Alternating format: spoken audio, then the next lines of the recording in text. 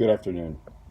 The purpose of this video is to explain the causes of the Chechen-Russian conflict and explain how some of these underlying causes have only increased conflicts in the past and into the near future. Have increased tensions between the Russians and the Chechen separatist movement in the Chechen region. Um, so the causes of the conflict in Chechnya are very complicated. So the movement in Chechnya started as a separatist movement, and basically it was an effort of the Chechen separatists to gain independence from the Russian mainland.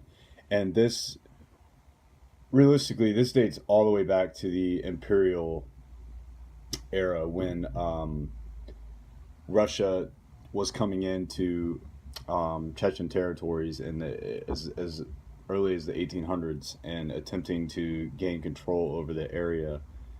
Um, and basically, what's happening now is the Chechens are claiming series of different situations that are unfolding in their eyes. So basically, the conflict was initiated by the separatist movement in Chechen itself. So they want independence from Russia. Um, the Russians actually invaded uh, twice in 1994 and 1999 to crush rebellions within Chechnya. So the Chechens want uh, basically to relinquish themselves from Russian control at this point. Um, So some of the Chechens actually want some of the less extremist Chechen organizations or forces actually want representation within the Russian government. So they want the Russian government to realize that Chechnya wants its own state government, even if it's still part of Russia. It wants its own state government, its own lawmaking capabilities. It wants its own politicians elected by Chechens within the Russian Kremlin. Um, and basically, up until up until the early 2000s, the Chechens haven't really had very much representation within the Kremlin. So basically, the Chechen administration wants to facilitate peacekeeping negotiations with the Russian government and with the Chechen extremist organizations. But because of underlying tensions within that region, it's still occurring. The violence is still occurring within Chechnya. So there are a few key literatures that I'd like to cover. So one is Elizabeth Baggett's U.S. Ambivalence in the Russian Chechen War Behind the Silence. And so that's the name of the work. And basically this work focuses on human rights abuses and the systematic torture, murder, and rape of civilians, the creation of filtration camps, and the slaughter of tens of thousands of Chechens. So basically, she is claiming that the United States has avoided labeling the Chechen conflict as essentially a genocide. So because of that, they have avoided conflict. They've avoided direct involvement in the Chechen conflict in terms of like um, peacekeeping organizations and stuff like that. So another key literature that I'd like to cover is Aristides Tessado's work focusing on the extraction of oil reserves by the Russian government and how this must be controlled.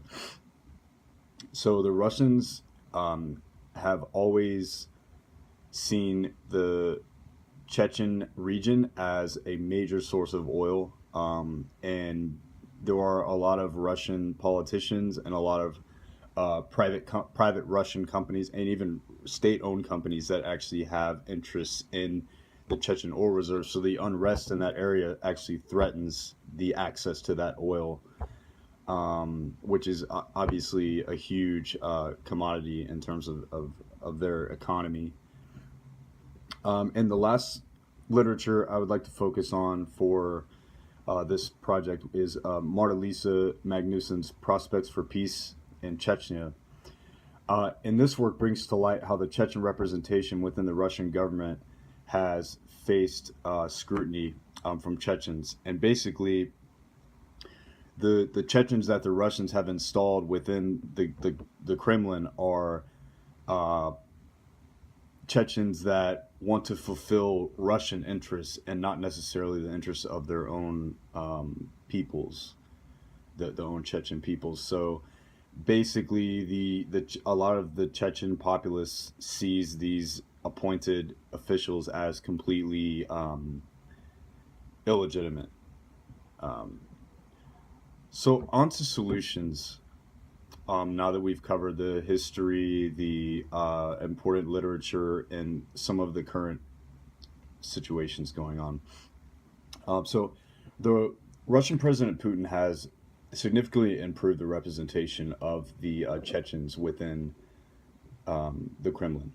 However, as I just said a little bit earlier, a lot of the Chechens see these officials as illegitimate. So one of the key components here to peacekeeping and conflict resolution is actually making sure that the Chechens see the appointed Chechen politicians within the Kremlin. They see them as legit. They see them as elected by the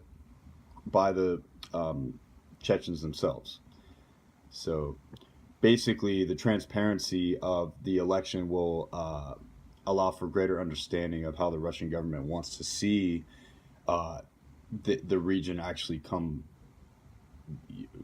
uh, basically have peaceful relations with the Chechens.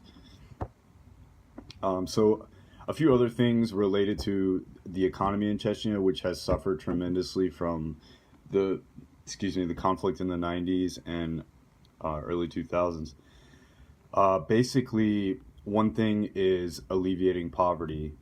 So social welfare programs, the investments into industry that brings in jobs, viable employment, and also education system improvements. All of these things will lead to the as much as some Chechens don't want it, it will lead to the reintegration of Chechnya into Russia, because some Chechens actually do want that. The majority of the population actually wants that. It's just the extremists that want the separation between Chechen. They want their own state, essentially.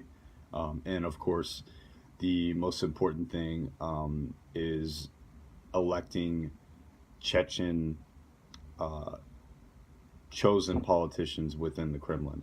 That will give the the Russian government legitimacy in the eyes of the Chechens, and it will also allow for greater synergy between the Chechens and the Russians in terms of how lawmaking and policies should be established in order to influence the peacekeeping within Chechen itself.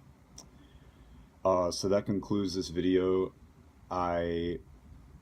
One thing I would like to say is that the Chechen conflict is very interesting, and I do think that a lot of the same things that are occurring in Chechnya or have occurred in the past are occurring in a lot of other places around the world with separatist movements. So it's very interesting to study how the Russians have handled the Chechens separatist movement and also the integration of Chechnya into Russia itself. Thank you.